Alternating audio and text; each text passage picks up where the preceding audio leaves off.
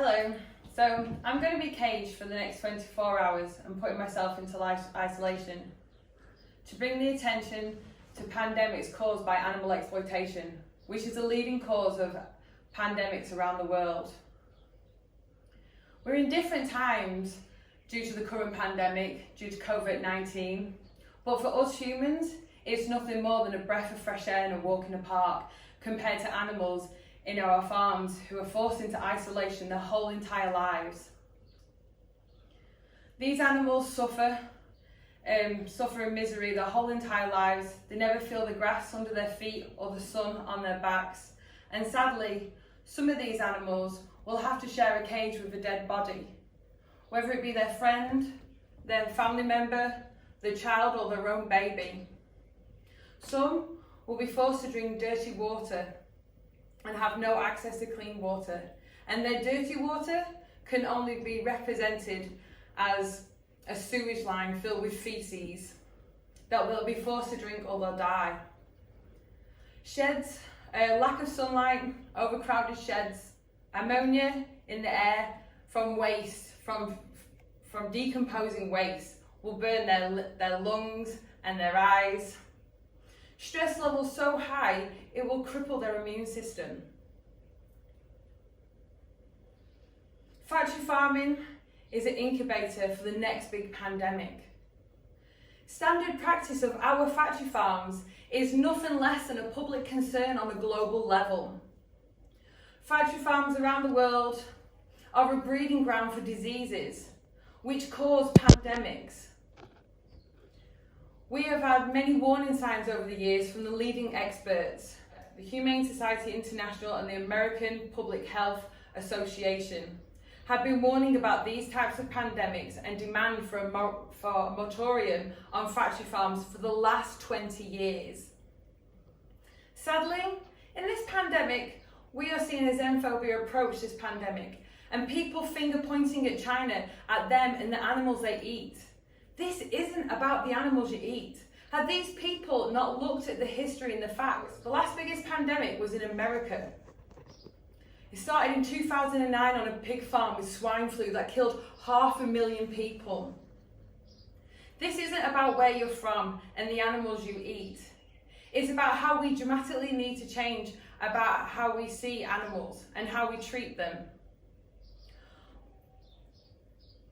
But pandemics can come from loss of habitat, hunting, all different types of animal farming, whether it be from food, medicine, pets, fashion. If we keep exploiting animals, we are guaranteed to see another pandemic. Throughout history, we have seen the results of animal exploitation: swine flu, mad cow disease, HIV, bird flu, SARS, MERS, Ebola, and COVID-19. This is just to name a few. The list goes on. And all of these diseases have started from animal exploitation, which has resulted in harming animals and killing humans. Dr. Michael Greger, a leading expert in this field, has said COVID-19 is nothing more than a dress rehearsal for the next big pandemic. Experts predict the 5HN187 which is a flu kind of COVID type of virus, which is picked to be the next big pandemic. That's 40 to 60% mortality rate, which is 80% worse than COVID-19. That's like a flip coin on whether you and your family die. Right now, during this pandemic, our shelves are still stocked with food. Our doctors and nurses are still going to work. But if these predictions are right, we will see food shortage. Doctors and nurses, they'll be too scared to go to work. And all of our homely comforts that we take for granted will be gone, like Wi-Fi, clean drinking water, electricity, and so forth. Let's not be a fool about COVID-19. Let this be a silver line on the clouds that wakes us all up. Take on board the warning signs before it's too late. It's time to adopt a plant-based diet. Choosing a vegan lifestyle can dramatically reduce the biggest threats of the next big pandemic.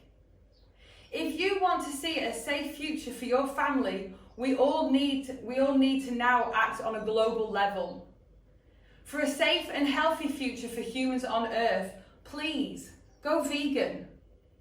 And I'd also like to add, please follow Dr. Michael Greger, one of the world's leading experts in this field.